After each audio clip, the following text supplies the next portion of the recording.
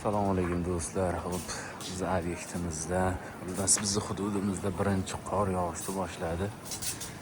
Endi beton ishlarini vaqtinchalikka to'xtatib turamiz.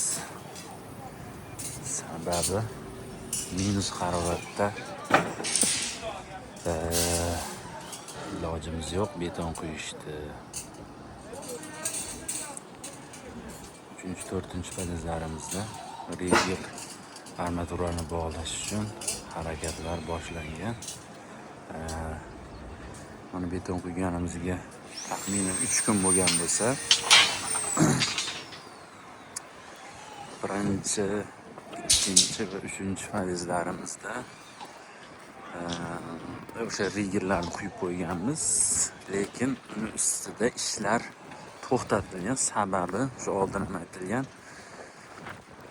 rigelda ostidagi nimalarimiz, stokalarimizni kamida 20 kun ichida olib tashlashga haqqimiz yo'q. Shuning uchun hammasi turibdi. Faqat yon apolovkalarni yechib olib qo'yganmiz. Tashqi taraflari turibdi. Mana ichlarini qaraydigan bo'lsak, hamma rigelda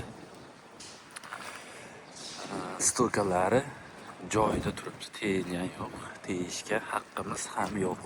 Chunki rigli yoriq tushirib qo'yadigan bo'lsak, bizga muammolar tug'iladi. Siz kuzatishda davom etinglar.